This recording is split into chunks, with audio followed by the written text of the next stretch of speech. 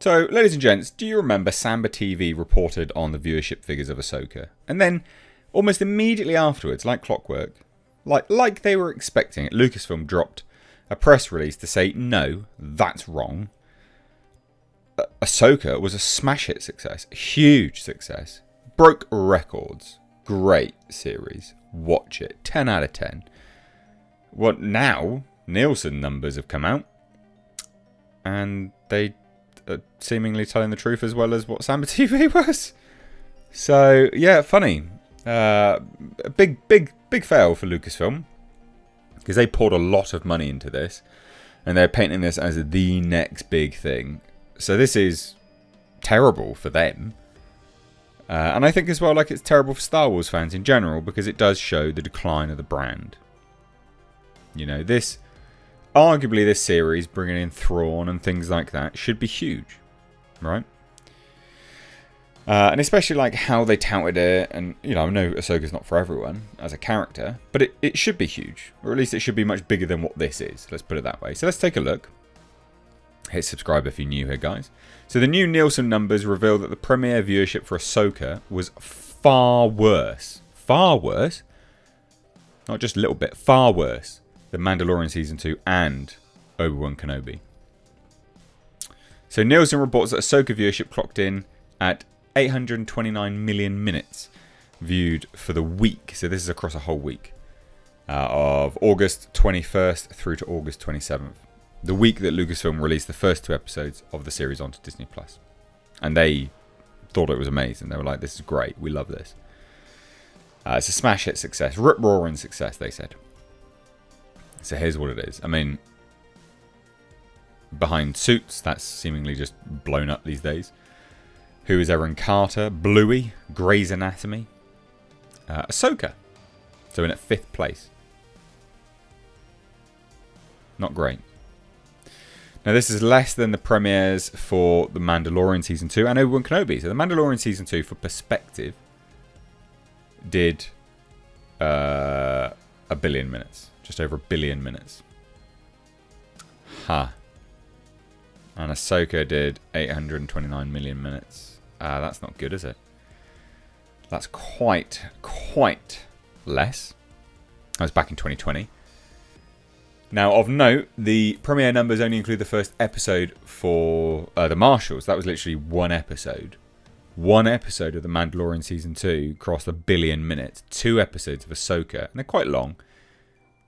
Can't cross 1 billion. That's horrendous. So if you were to chalk it up, and maybe this is why they released two at a time, but if you're just going to segment that, I mean, that's, well, it's awful. It's, yeah, like 414 odd, right?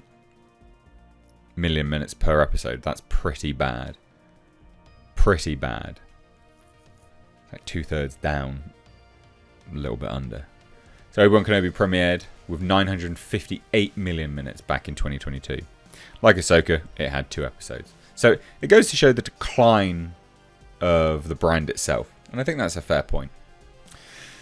So the premiere did edge out the Mandalorian Season 3 premiere in total minutes. So that series debuted on the Nielsen charts with 823 million minutes. So at least that, at least that did it, I guess, at the very least. But still not great.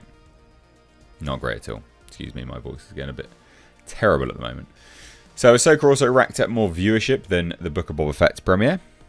So you can see the sort of peaks and troughs. So that show clocked in with 389 million minutes viewed. However, like The Mandalorian Season 2, only debuted with a single episode. So actually, if you're looking at it like for like, it's pretty comparable, actually. So it also fared better than Andor, which clocked in at 624 million minutes viewed. And Andor debuted with 3 episodes. So that was horrendous for Lucasfilm. Like 200 million minutes an episode, basically.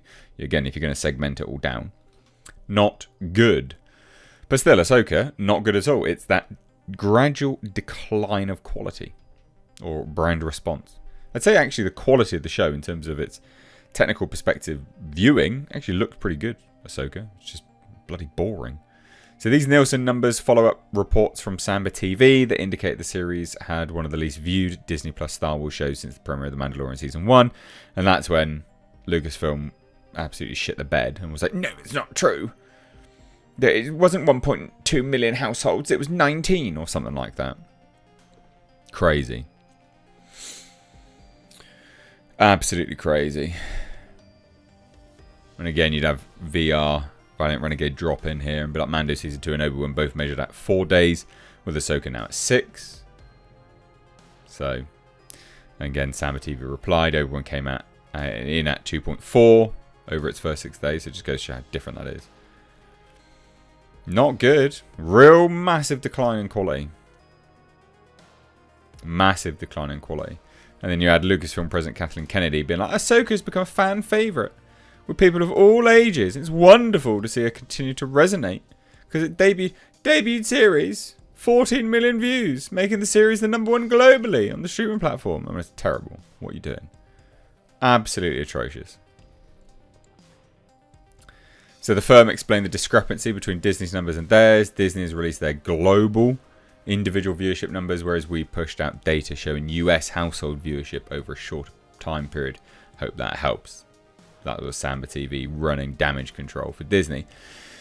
But look, I guess, like I said, the take home from this is actually, you know, 2 separate companies now reported essentially the same thing. Again, you know, Nielsen's not quoting views, they're quoting minutes watched, but that's still not good. 2 episodes clocking in 829 million views. So, yeah, like 414 an episode, million views. Million minutes, sorry, watched. That's not good at all. That's genuinely terrible. So, it's interesting because, again, it's that decline in quality in terms of the response and the brand itself. But, hey, it is what it is. What do we think? Yeah, what do you think of Ahsoka? Because Ahsoka seemingly won a lot of people back, actually. Which I think is probably the most interesting part of it all. Ahsoka genuinely has won a lot of people back. A lot of people are like, yeah, I'm down for this now. Are you one of those people? Let me know. I'll be curious to hear what you think. But there you have it, ladies and gents. Star Wars, dead brand. I guess that's the take home from this. Does seem like a dead brand anyway now. None of this revive yourself like the Emperor did anyway. That's what they tried to do with Ahsoka. It's holding on for dear life like one of those undead stormtroopers in the last episode.